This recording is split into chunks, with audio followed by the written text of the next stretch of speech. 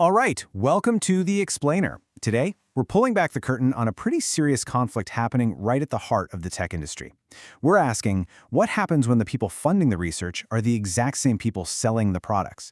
We're going to explore the real price of this bias, drawing from the report Integrity Under Siege. Now, just so you know, this is part 9 of our 10-part explainer series, all based on that comprehensive report from Virtualization Options LLC. In this part, we're really going to trace the hidden chain of events that shows exactly how corporate money can end up distorting the technology research that, well, all of us rely on. So here's how we're going to break it down. We'll start with the two faces of sponsored research, then we'll follow the money to see where the conflict really comes from. After that, we'll get into the actual manipulation playbook. And finally, we'll look at the huge system-wide cost of all this bias.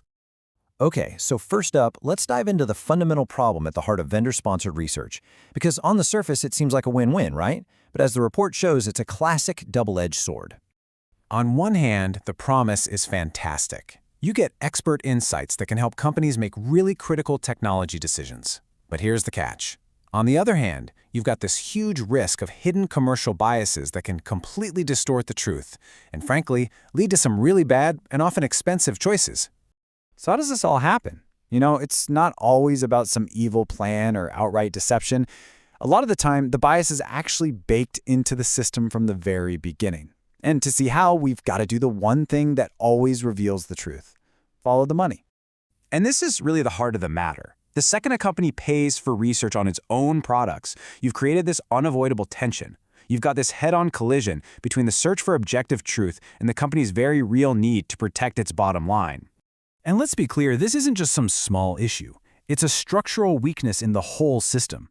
The integrity of the entire research process is at risk from the get-go simply because the goals of the sponsor, to sell a product, and the goals of objective research, to find the truth, are just fundamentally incompatible.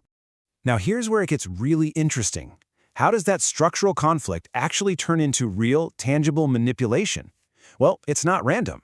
There's a playbook, a series of steps for turning influence into a result that looks good for the sponsor. It all starts with shaping the agenda. First, sponsors make sure the only questions being asked are the ones that play to their strengths. Step 2, anything that might be critical of their products, well, that stuff just doesn't get funded, or it gets actively shut down. And the result? The entire public record gets skewed to reflect what vendors care about, leaving these huge blind spots for the rest of us. And this is a perfect real-world example of a classic tactic, cherry picking.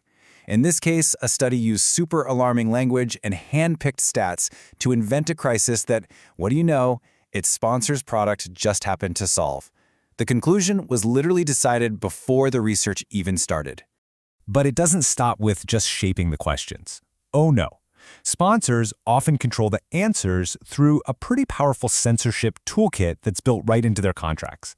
They can demand to review research before it goes public, they can veto findings they don't like, they can delay it forever, or even pull access to the data if the results aren't looking good for them. So what's the end result of all this filtering and control? Well, you end up with a public record that looks overwhelmingly positive. The report suggests that in a landscape like this, about 75% of what you see is positive news for the sponsor.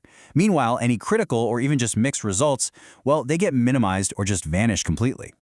And look, this manipulation doesn't just stay on the page. It creates a massive domino effect with serious, real-world consequences. This is not just some academic debate. It's a system-wide crisis that ends up affecting technology, policy, and all of our trust. Just take a look at the world of AI.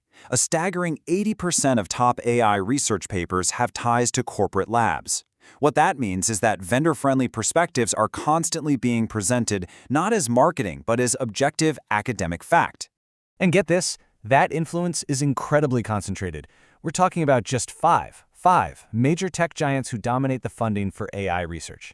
That gives a tiny handful of companies a scary amount of power to set the agenda for an entire field, deciding what gets studied and, just as importantly, what gets ignored. So what happens next? Well, this biased information starts to infect our policymaking. When regulators have to rely on these flawed reports for guidance, they end up making decisions based on marketing talking points instead of objective reality. The result is often poor policy that just doesn't work or fails to protect the public. And really, what this all leads to is an erosion of the very mission of science itself. I mean, when the line between legitimate research and corporate PR gets this blurry, it damages public trust not just in sponsored work, but in all research, making it that much harder for us to solve our biggest challenges. So the big takeaway from all of this is that you have to question where the information is coming from. Who paid for it?